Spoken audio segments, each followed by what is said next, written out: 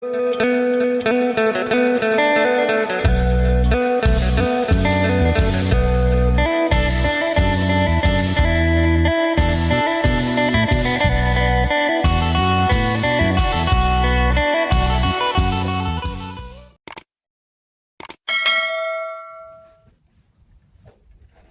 สบายดีและสวัสดีพ่อแม่พี่น้อง FC กันเมิดสุขูสุคนบ่ว่าทางฝั่งลาวทางฝั่งไทยหรือต่างประเทศยินดีต้อนรับเข้าสู่ช่องบาวตะมั่มอีกแล้วพ่อเฒ่าคูณเพิ่นพารถไถมันหักมันร้าวเพิ่นแก่เช้าวานนี้แหละเพิ่นจะมาออกน้ำบาวตะมั่มก็สิออกให้มันแน่นๆไว้ให้เพิ่นเลยเนาะเข้าไปหาพ่อเฒ่าคูณเลย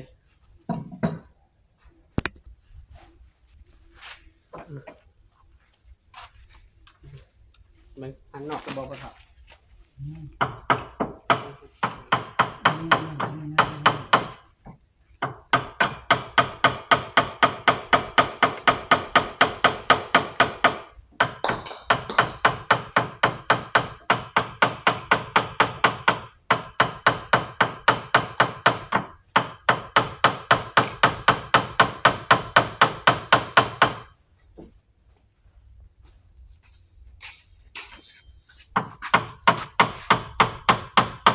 น้อง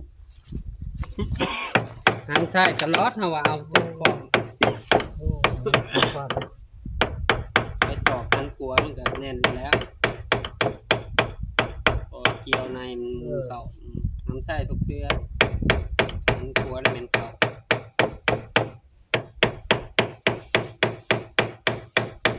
มันนี่เนาะต้องดันเข้าในอยู่ บ่ มัน ได้ เต็มแน่นแล้วไปบ่ได้แล้วนี่เว้ยทำมัน มันม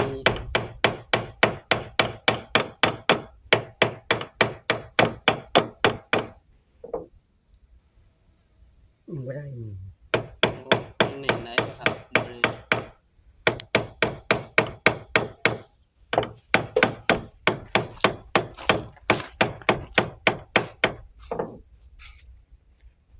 ตัวมันดันเข้าในอยู่เข้าไว้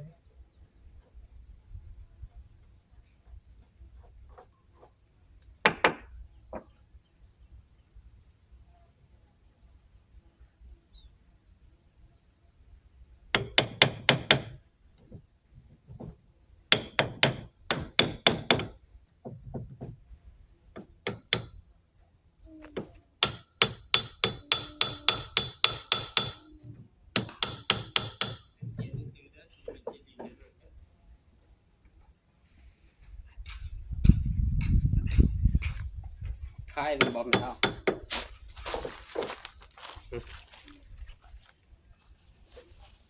มีโซกมันเด้ เจ้าก็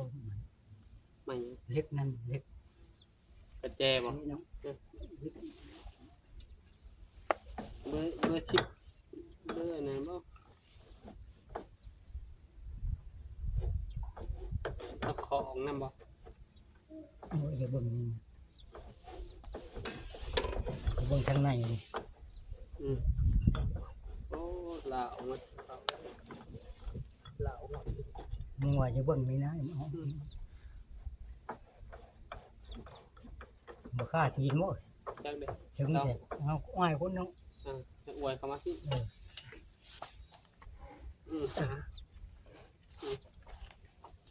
เบิ่งนี่นะ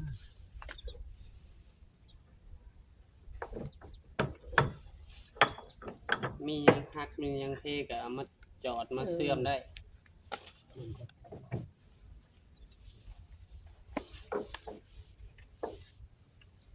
มันล่าวไปเลย แล้วมันอันนั้นมาแล้วนี่ มันล่าวบนโตะจะเชื่อมเก่าห้อยเชื่อมเก่า เออมันแตะมาให้เนาะนี่ แตกเบิด แต่ก็ว่าท่านแตะแล้วเขาแก้นักนี่แหละมัน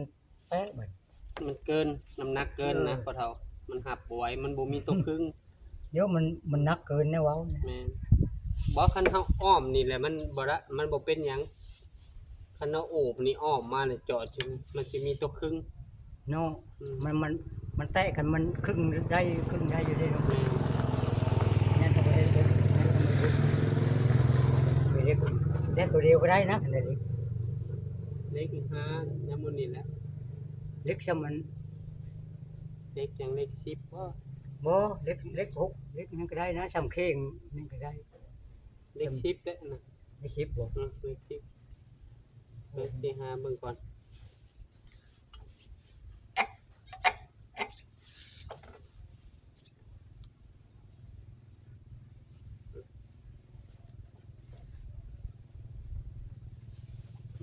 หมดหามึงเล็กให้ นี่ ท ก็ ดสอบก่อน เดี๋ยวจอดเขาจอดนั่นแหละมันบ่ได้เงินก็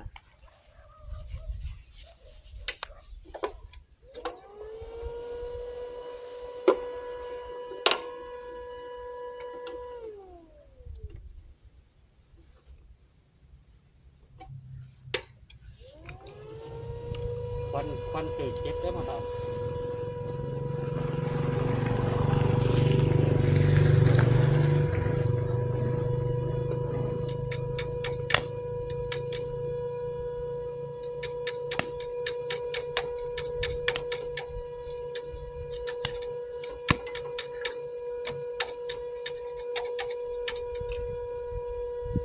บ่อยากหน่อย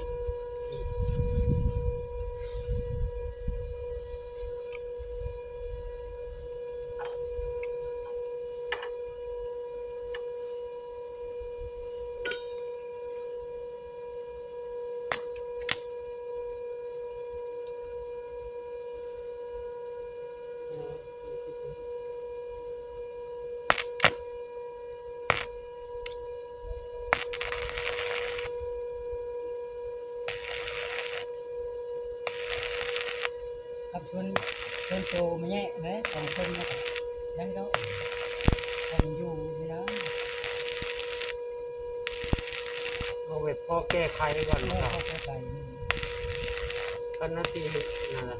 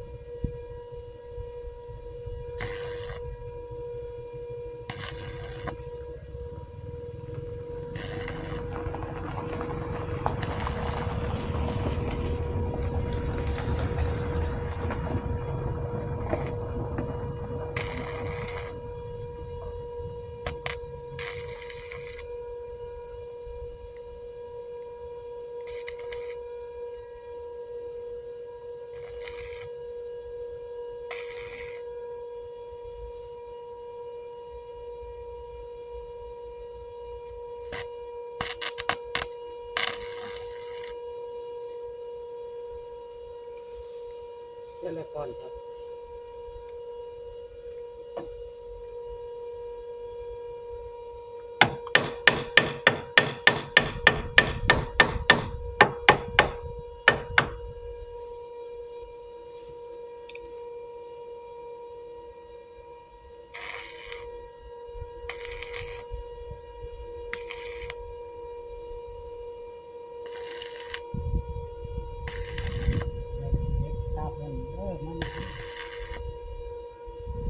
มีอยู่เล็กสากห้านเวียด จับหลังนี่ก็คนขึ้นนี่ก็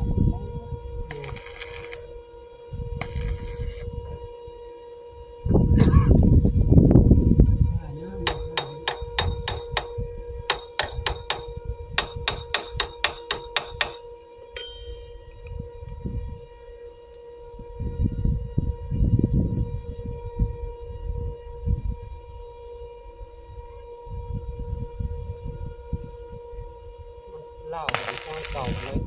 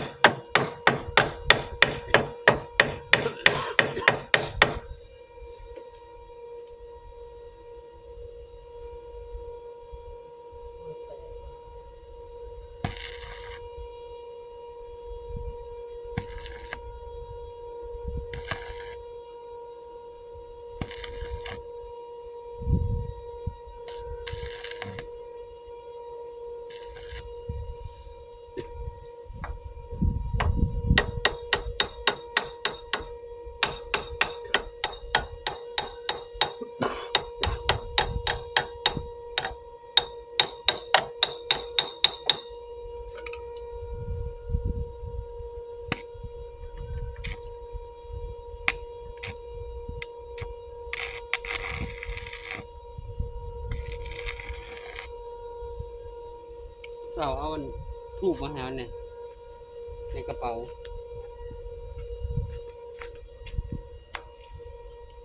ดอกหนึง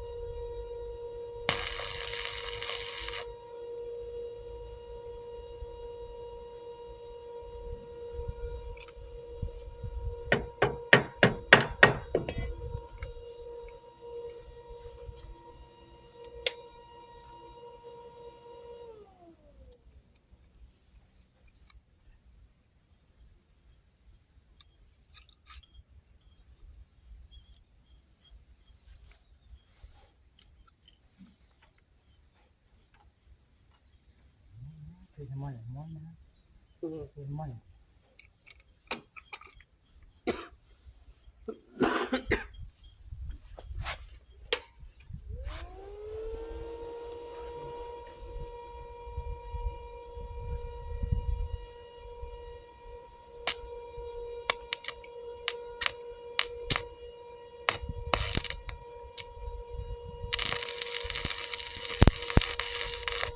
แผ่นต้นหาต้นหนาๆพะเฒ่าแผ่นต้นเอาต้นหนา โอ้ทางนี้ ๆอยู่ห้านเลียดน่ะ เห็นนี่มันบ่จะนี่นาแล้ว บางเอาประกบสองอันเด้มันต้องประกบหนุ่มประกบเทิงเด้ มันจะพัก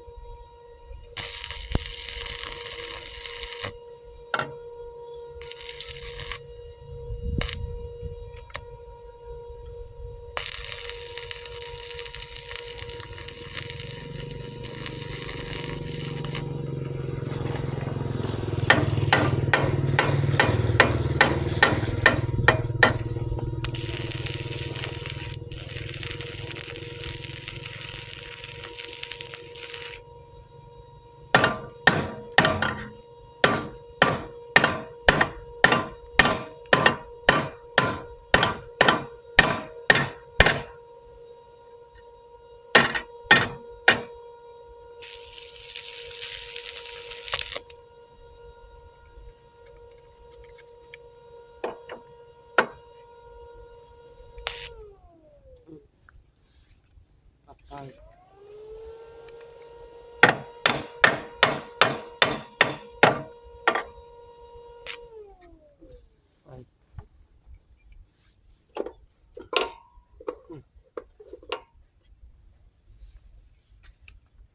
ไปดับบ่ ไปเท่าระบบ ต้องหรือบ่เท่าต้องตะบ่ พักคิดกับคน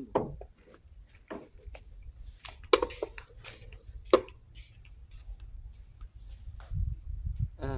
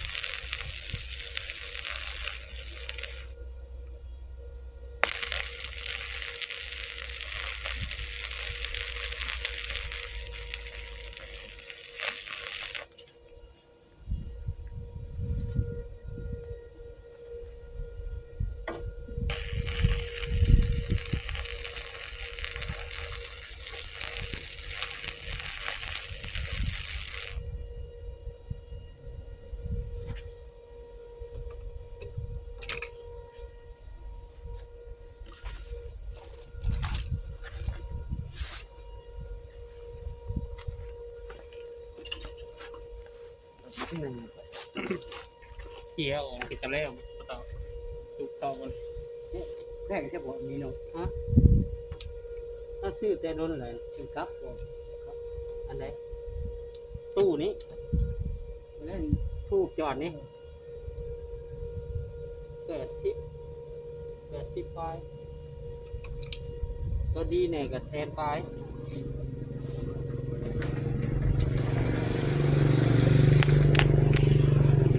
ดูดีเนาะ แม่น นี้ไม่ใช่นั้นนะ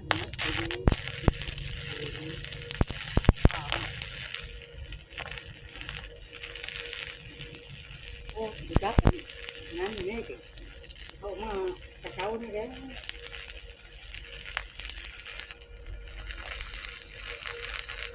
จับ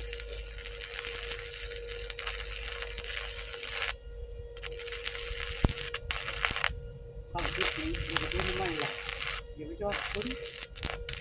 มันแต่ว่า จะมาถามลองเบิ่งบ่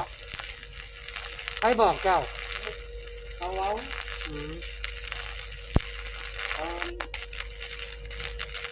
นี่นะเหรอทหารเหรอยอดเป็นทหารเล่นแร่นี่นะ อืม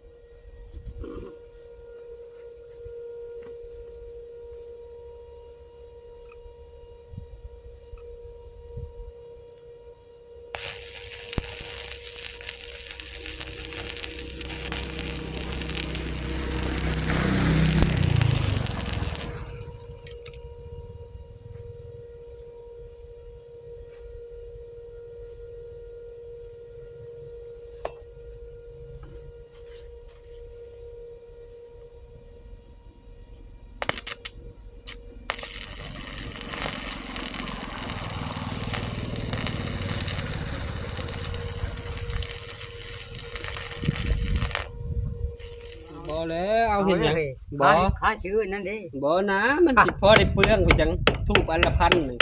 เอาเงินกับแก้ไม้เอาแก้เหมือนนั้น ซอย ได้ ยังอาศัยกันอยู่บ่เอาเงินดอก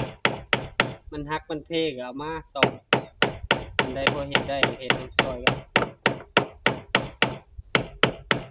ตัวแรกบัดทับตัดไม้ได้รถก่อน บายแก้เงินได้ไหมนะ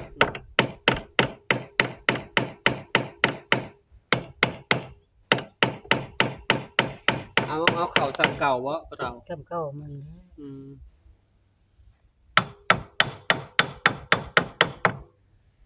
ให้มันนึ่งไปทางผู้หลายๆเวลาเจ้าหันเข้ามามันสิบิดมานำ แต่ก่อนอันนั้นมัน มันยังสลัก โอ้ยตัวนึงคักเลยตัวนึงยาวได้ตัว บ่ เออ เฮ้ยเฮ้เลยโอ้ยสิได้ อันเท่าไรพอดาว จัก หรือว่าเอาแต่งเฮ็ดเอาได้บ่คันมีเหล็กซ้ำกันนี่ จอดให้โอ้ยอันนี้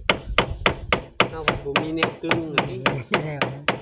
มันมีแนวกึ่งเอาแต่งเอาเหล็ก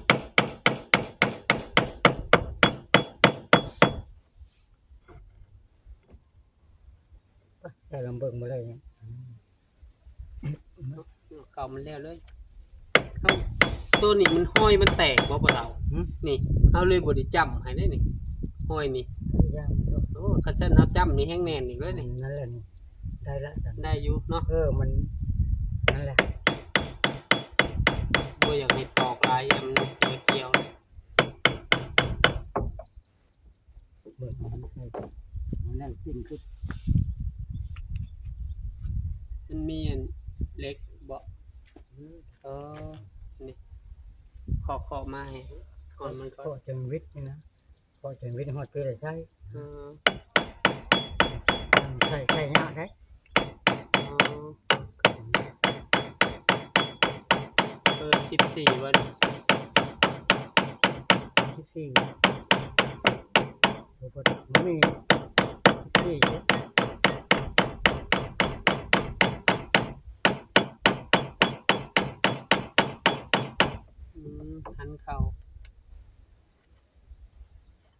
จะสิได้แล้วตอกไปบ่บัดนี้ ใช่นี่ก็ เออ มันมาจุเนี่ยก็ยากมันขาดไปนี้เลยน้อง แม่นเป็นหัวคือเก่าอืมเวลาเจ้าก็คายออกอีกของหันได้ครับหันเนาะเบอร์14เบอร์มันมี2อันอยู่บ่เท่าเอาสิเอาไว้ให้เลย เดี๋ยวจะสิ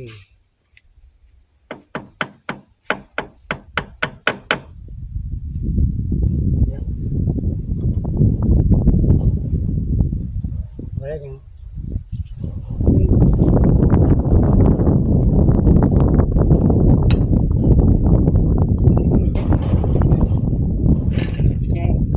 แจ้บ่ครบ อันนี้เบอร์14นี่ อยู่ห้าสิบเก้านี่ได้สิบห้าสิบหก นี่เนาะ หมูได้ นี่อัน14นี่เจ้าเก็บไว้ใช้เลยเห็นบ่14โอ้เบอร์15นะนี่มี14นี่บ่ได้17โอ้ตัวนี้ได้ ตัวนั้นได้ได้น้อง ได้นี่เบอร์นี่เบอร์17 บ่ได้แล้ว นี่เอาตัวนี้เลยใส่เลย น้อง อืม ได้แล้ว เบอร์17บ่เท่าอ่ะหัน อันนี้แหละอันอยู่แล้วก็มันอยู่นี่แหละ หันออกเลยต่ออีกต่อเข้ามาอีก เดี๋ยวก็ได้เลย ได้บ่อนสปริงมันซำน่ะยังบ่ทันได้ซับเก่ามัน เข้ามาดี แน่มันอ่อนได้คันบ่อนน่ะ หน่อยก่อนมัน บาเวลาเจ้าใช้ไม้ใช้หยัง ใช่ตรงนี้ แม่น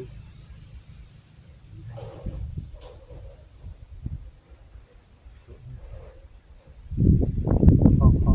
เก่าวันนี้กินข้าวเที่ยงค่อยไปบ่เท่าเอ้ยมันสิช่วยแหละนะ มันจะไปค้นซอยอยู่ค้อนเพื่อเอาบ่ได้มาค้อนเขา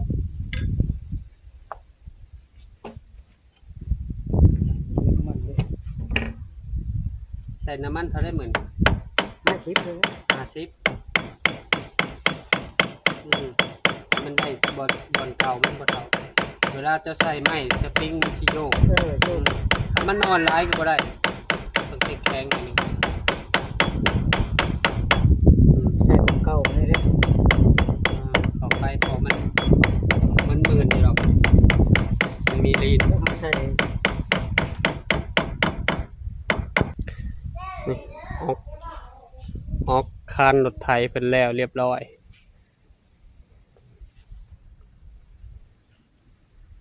เป็นจะไปใส่น้ำมันออกแล้วโอ้ค่ารถได้เองบ่เท่า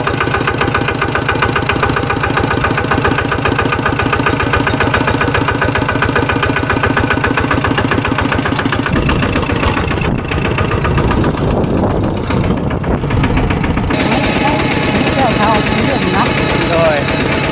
บ่ยากนะคันมันหักมันสิเทน่ะมาหาลูกหาหลานจอดให้บ่เท่ากันไปใส่น้ำมันออกแล้วลองรถไถอยู่ว่านิ่มกว่าเก่าน้อยอยู่ ทำข้างนี้นะ เลย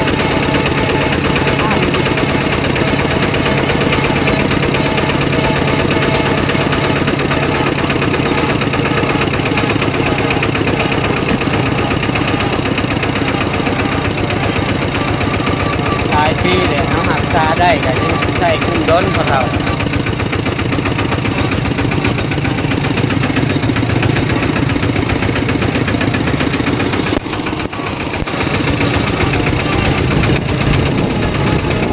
เอาเดินเมียนนั่นนี่โมเมนต์พุ่งไป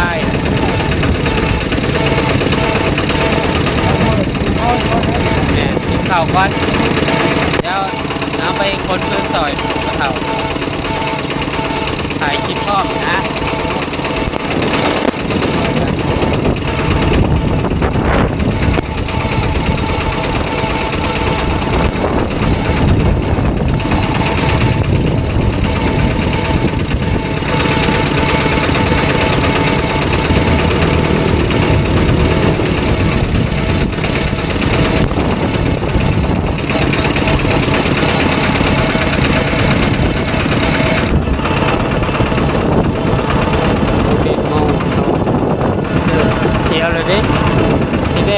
เกี่ยวข้าวซอย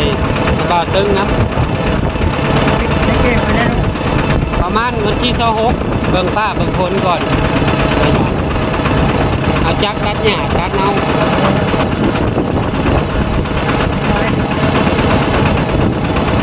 มันเกี่ยวบ่ไหว้พอเฮาหวานนี่มันถี่ร้ายบ่เฒ่าแม่น เกี่ยวจะเกี่ยวได้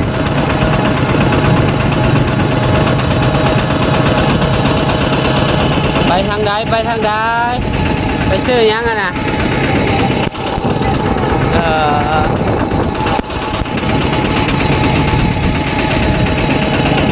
จากปั๊ม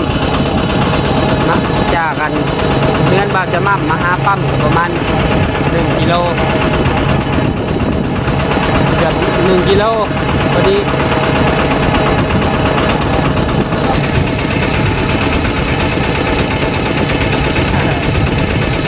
กันไปพุ่นโอ้เขาบอกแพงนั่นก็เท่าเนาะนั่นเลยเขาจังว่านี่เดี๋ยวเขาบอกว่าเงินเขาเท่านี้เขาไปถ่ายเจ้ากับว่า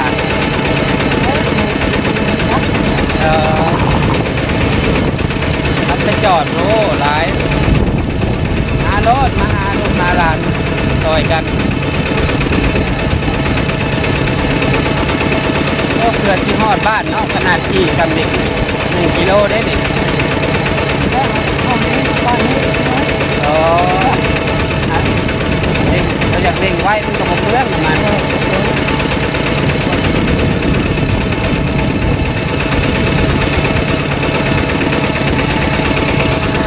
พอเท่ากันย่างไปซื้อน้ำมันพอจะมานั่งถ่ายอยู่ในรถ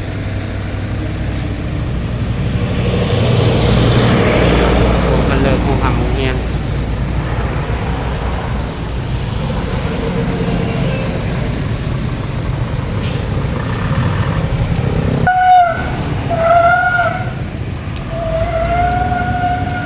คนแลนรถไว้พี่น้องเลี้ยงเบรกกล้ากล้า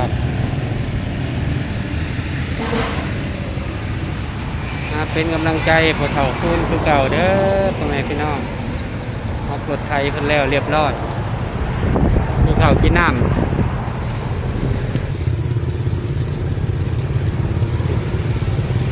ออกใหม่นักเรียนกำลังเลิกโรงเรียน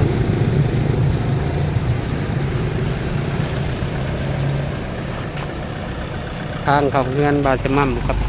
พอเท่าคูณทางเข้านามหาลัย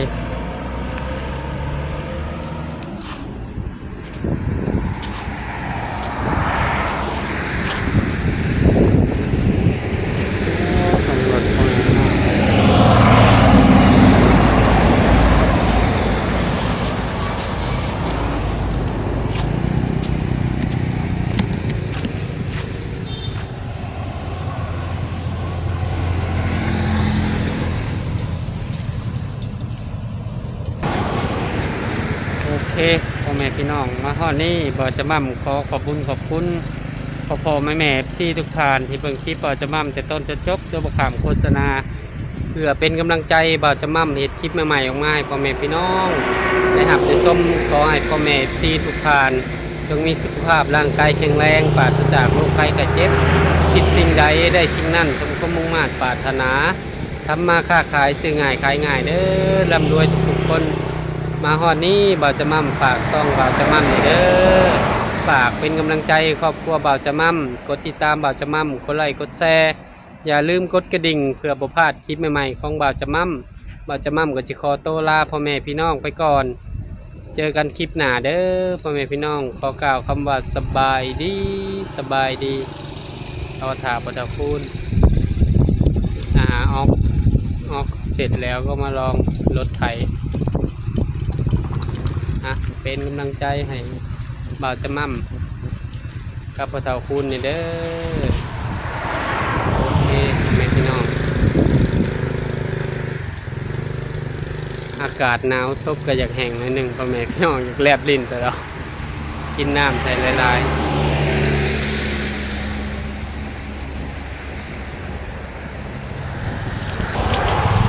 พ่อเฒ่าคุณมันมาโอเคไปพ่อเฒ่า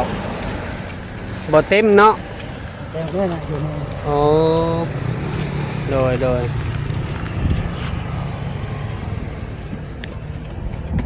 บ่มีจ้วยบ่มีหายเลยบ่เฒ่าอ๋อ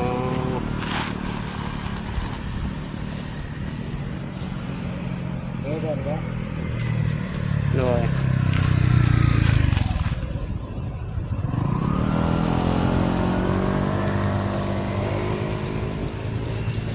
เต็มนี่1,400,000 1,500,000พุ่นแหล้ว โ